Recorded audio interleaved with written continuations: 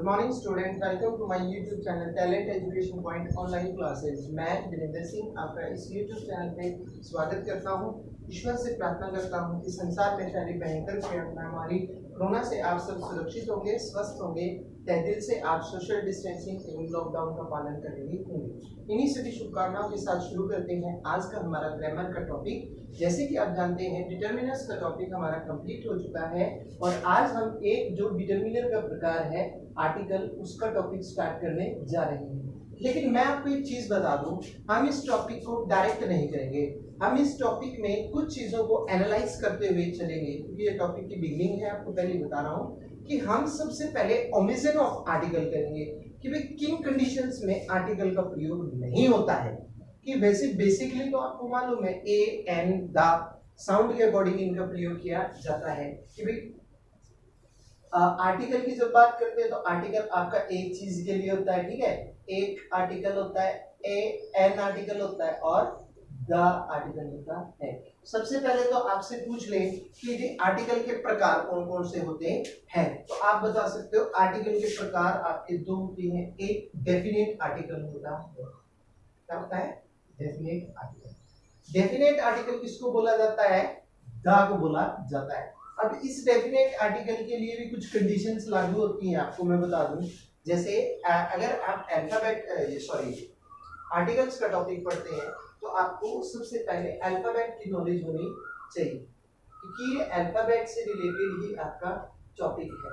जब हम अल्फाबेट्स की या इसकी अक्षर की बात करते हैं, इसकी अल्फाबेट क्या होता है, अक्षर की बात करते हैं, तो अक्षर को दो कैटेगरियों में बांटा जाता है। आपको बताया था अक्षर एक तो स्वर होता है, दूसरा व्यंजन होता है। और जब हम इंग्लिश की बात करते हैं तो जो स्वर होता है इसको हम इंग्लिश में वावल बोल देते हैं। क्या बोलते हैं? वावल बोलते हैं। इसके अलावा जो अन्य होता है वावल का, वावल के अलावा जिसको कॉन्सोनेंट बोला जाता है। क्या बोला जाता है?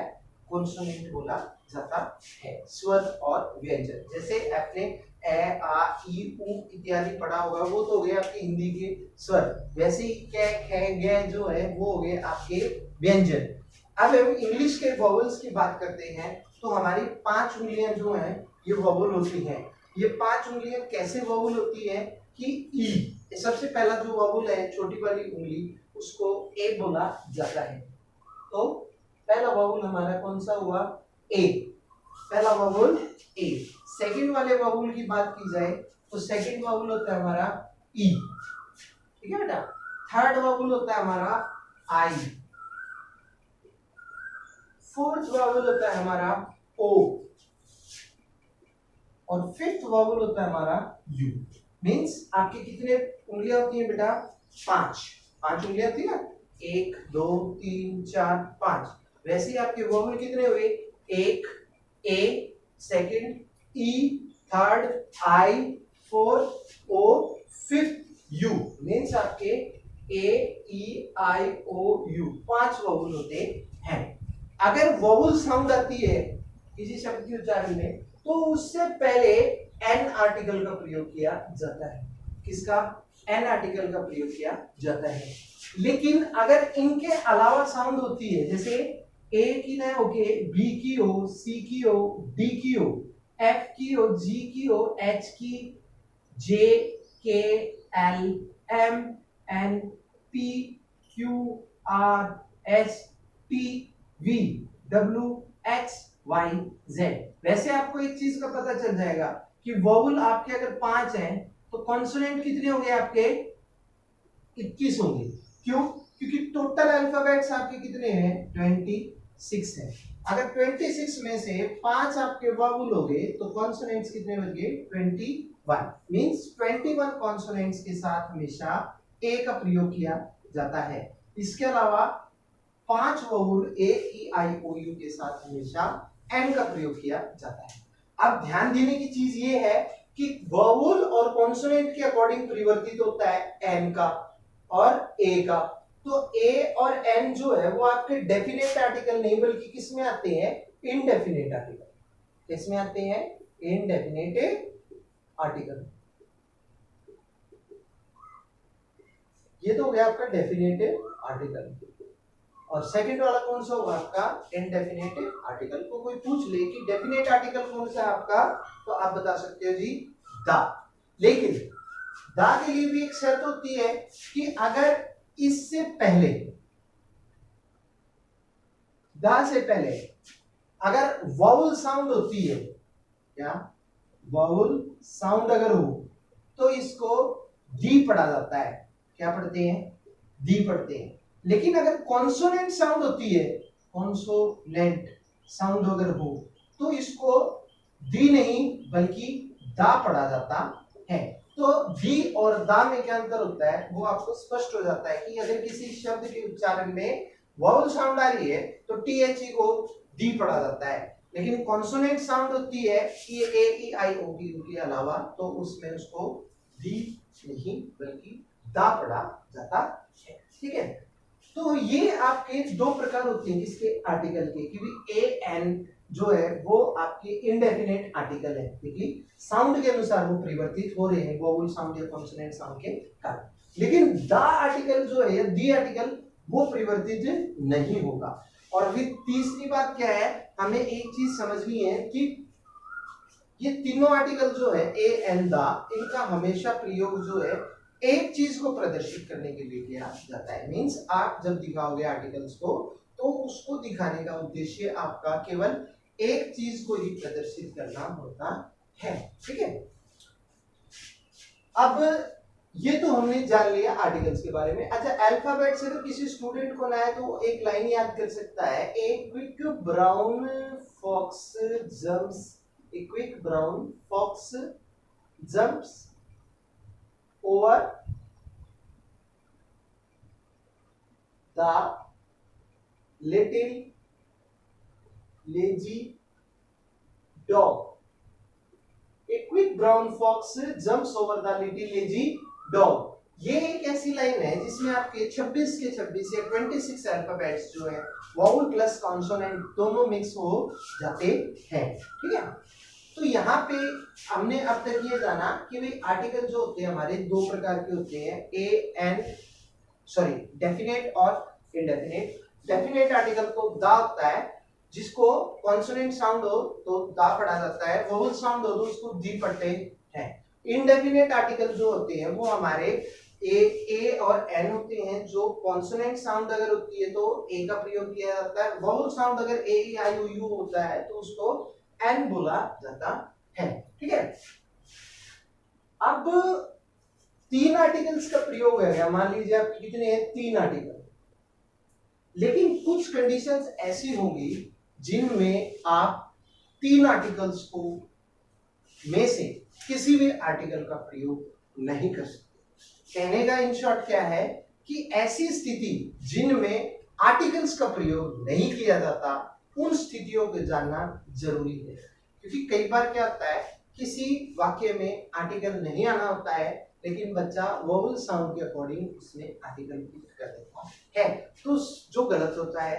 तो इसके लिए आपको सबसे पहले ये समझना होगा कि भाई किन किन परिस्थितियों में आर्टिकल का प्रयोग नहीं किया जाता है। ठीक है, जिसको हम बोलते हैं क्या, ओमिशन ऑफ आर्टिकल।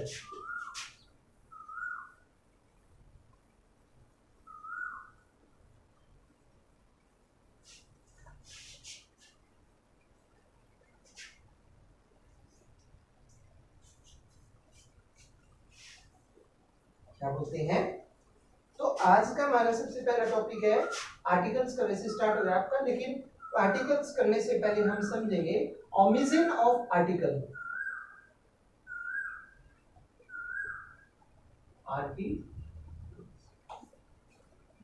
ओमिशन का मतलब क्या होता है, मनाही, रोक, पाबंदी कह सकते हो आप। ठीक है, कि भाई रोक का होती है आर्टिकल का प्रयोग आप किन स्थितियों में नहीं कर सकते या किन स्थितियों में आर्टिकल के प्रयोग पे पाबंदी होती है, उस चीज को हम डीपली इस टॉपिक में समझेंगे। ठीक है, तो पहले देखिए कि school, church, college, hospital, prison,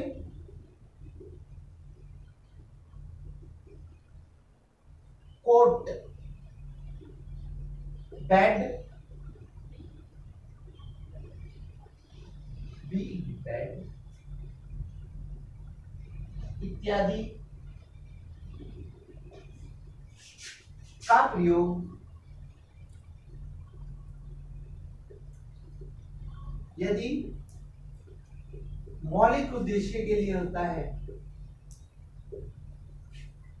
यदि मौलिक उद्देश्य के लिए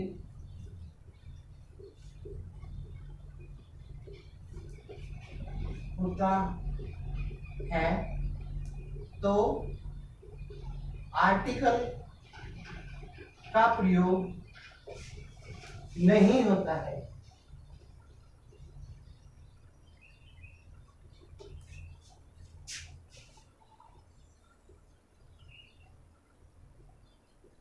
तो आर्टिकल का प्रयोग नहीं होता है। एग्जाम्पल देखिए, he goes to school daily.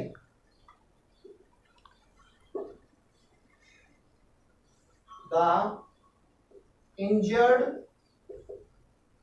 boy was sent to hospital.